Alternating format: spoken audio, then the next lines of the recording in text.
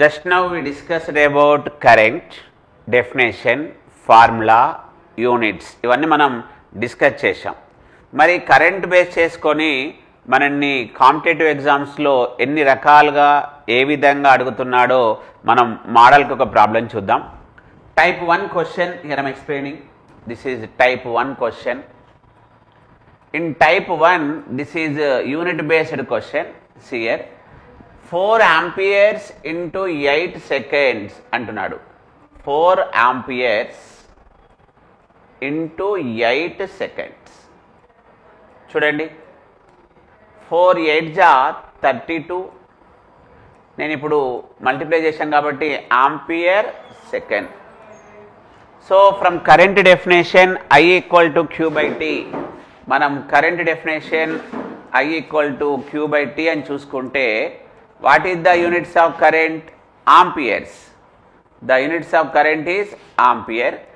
What is the units of current? Charge coulombs. Coulombs. And the units of time is seconds. The units of time is seconds.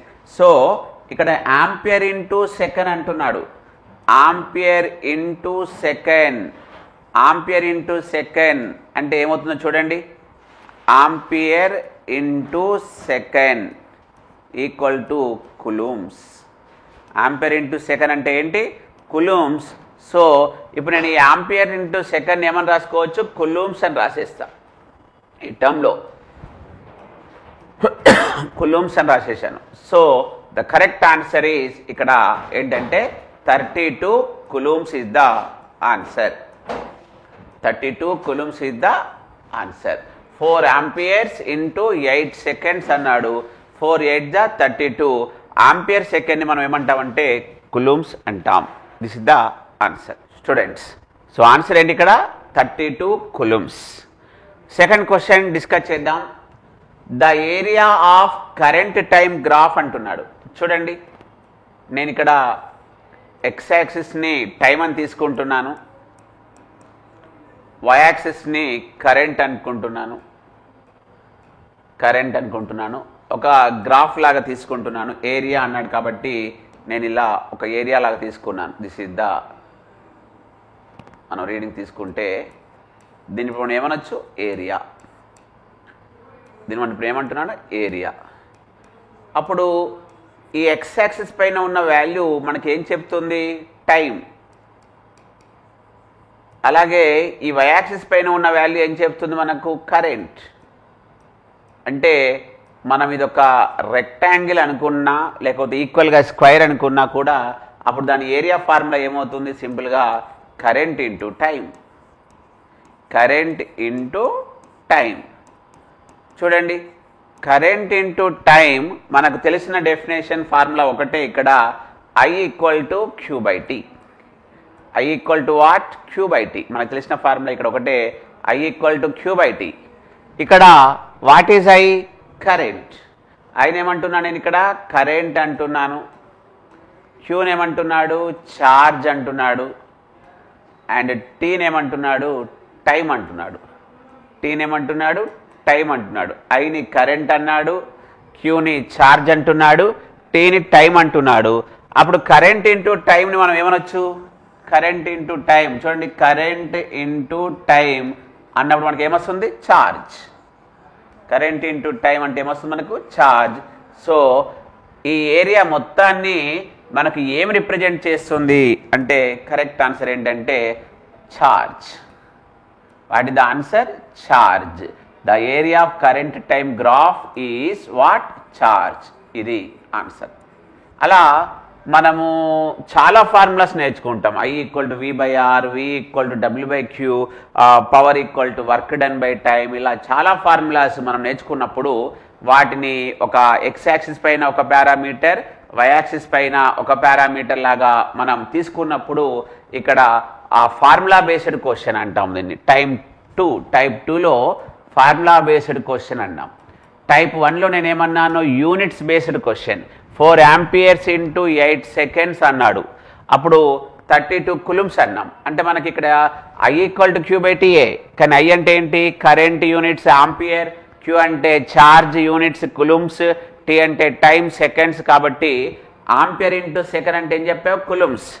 అప్పుడప్పుడు నిన్ను కులుమ్స్ by second ఎంత అంటాడు. Answer ఏదో ఒక వాల్యూతో ఇస్తాడు కాబట్టి something into amperes అంటాం. అలా ఒక్కొక్కసారి ఆంపియర్ ఇంటూ సెకండ్ అడుగుతాడు, ఒకసారి కులుమ్ బై సెకండ్ అడుగుతాడు, ఒకసారి కులుమ్ బై ఆంపియర్ అడిగి ఇలా మనల్ని ఇదే ఫార్ములాని యూనిట్స్ బేస్లో టెస్ట్ చేస్తున్నాడు. సేమ్ థింగ్ ఇక్కడ కూడా నేను ఏం చేశాను చూడండి. అడిగిన క్వశ్చన్కి the area of current time graph is అన్నాడు. The correct answer is charge. అంటే మన మైండ్లోకి మనం తీసుకొచ్చుకోవాలి. ఒక కరెంట్ టైం గ్రాఫ్ అన్నాడు. జనరల్గా మనం ఎక్స్ యాక్సిస్ ఏం తీసుకుంటాం? టైం. వై యాక్సిస్ ఏం తీసుకుంటాం? కరెంట్. అప్పుడు ఆ రెండింటి యొక్క మల్టిప్లికేషన్నే మనం ఏరియా అన్నాం. ఆ రెండు మల్టిప్లై చేస్తే మనకేమొస్తుంది? Charge. So answer is charge. అదేవిధంగా కొన్ని న్యూమరికల్స్ క్వశ్చన్స్ ఎలా అడుగుతున్నాడో చూద్దాం. క్వశ్చన్ నెంబర్ 3 ఇది న్యూమరికల్ క్వశ్చన్, అంటే formula based question. Formula based question చూడండి. If a conductor is charged in 5 coulombs in 20 seconds. ఒక కండక్టర్ ఉంది, ఆ కండక్టర్ 5 coulombs ఛార్జ్ కావడానికి ఎంత టైం తీసుకుంటుంది? 20 seconds టైం తీసుకుంటుంది. Then the current flowing through the conductor. So ఇక్కడ మనకు రెండు వాల్యూస్ ఇచ్చారు. ఒకటి 5 coulombs, ఇంకొకటి 20 seconds. అప్పుడు అక్కడ ఏమడుగుతున్నాడు? కరెంట్. చూడండి, coulombs అనేది దేనికి యూనిట్స్? ఛార్జ్. అంటే మనకు ఛార్జ్ ఇచ్చాడు. What is the value of charge? Charge symbol ఏంటి? Q. And what is the values given? 5 coulombs. Charge value ఎంత ఇచ్చాడు? 5 coulombs. అలాగే ఇన్ 20 seconds అన్నాడు. సెకండ్స్ అంటే టైం కాబట్టి టైం టీ ఎంత ఇచ్చాడు? 20 seconds. Time T 20 seconds. Charge 5 coulombs ఇచ్చాడు, టైం 20 seconds ఇచ్చాడు. నేనేమడుగుతున్నాడు? కరెంట్ ఎంత అంటున్నాడు. ఐ వాల్యూ ఎంత అంటున్నాడు. స్టూడెంట్స్, సో ఇక్కడ మనకు తెలిసిన ఫార్ములా నుంచే చేస్తున్నాం. Simple question. I equal to Q by T. So what is the charge value? 5, time value 20, 5 1 ja, 5 4 ja, 1 by 4 అంటే మనకు ఎంత వస్తుంది? 0.25 amperes. What is the answer? 0.25 ampere is the answer. Students, సింపుల్గా కరెంట్ అడిగాడు. అప్పుడప్పుడు ఒకవేళ కరెంట్ ఇచ్చి time ఇస్తే Q ఈక్వల్ టు ఏమనుకోవాలి? IT. సో ఇక్కడ నువ్వు గుర్తుపెట్టుకోవాల్సిన 3 ఫార్ములాస్. ఎక్కువగా అడిగేటివి రెండే అడుగుతాడు. ఒకటి కరెంట్ అడుగుతాడు, అప్పుడు నీకు ఖచ్చితంగా ఛార్జ్ టైం ఇవ్వాలి. అప్పుడప్పుడు ఛార్జ్ అడుగుతాడు, అప్పుడు నీకు కరెంట్ టైం రెండు ఇవ్వాలి. ఎక్కువగా మనల్ని ఈ కరెంటులో ఇలాంటి క్వశ్చన్సే మనం రెండు చూస్తాం. I equal to Q by T, Q equal to IT. ఇంకొక క్వశ్చన్ చూడండి. సో ఏమంటున్నాడు ఇక్కడ?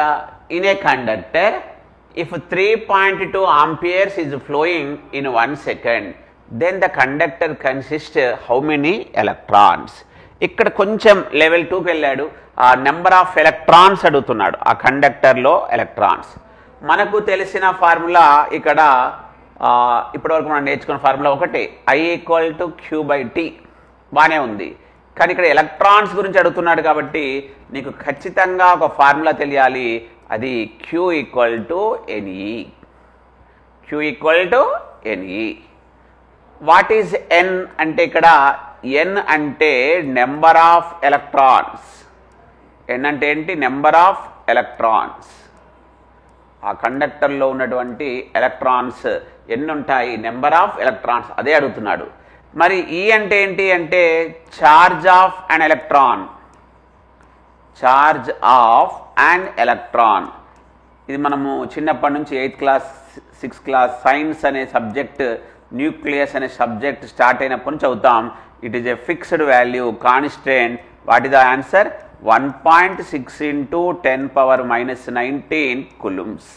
ఇది ఛార్జ్ విలువ. What is the charge value? 1.6 into 10 power minus 19 coulombs. So ఈ కాన్సెప్ట్ నేను ఇప్పుడు పైన ఫార్ములా వాడుకుంటున్నాను. చూడండి, I equal to Q by T. మరి Q అంటే ఏం రాశాను? NE by T. ఇక్కడ మనకు I ఇచ్చాడు, ఛార్జ్ తెలుసు, టైం ఇచ్చాడు అని అడుగుతున్నాడు. So what is the current value is given?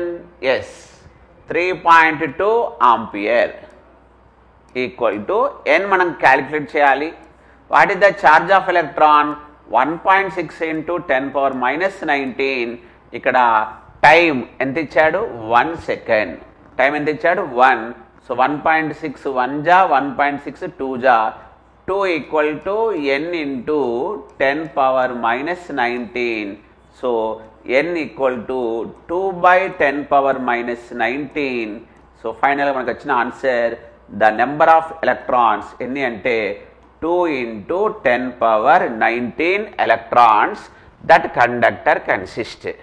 ఆ కండక్టర్ గుండా 3.2 ఆంపియర్స్ కరెంట్ 1 సెకండ్లో పోయినప్పుడు ఆ కండక్టర్లో ఎన్ని ఎలక్ట్రాన్స్ ఉన్నాయట అంటే 2 into 10⁻19 electrons are there. Electrons are existing.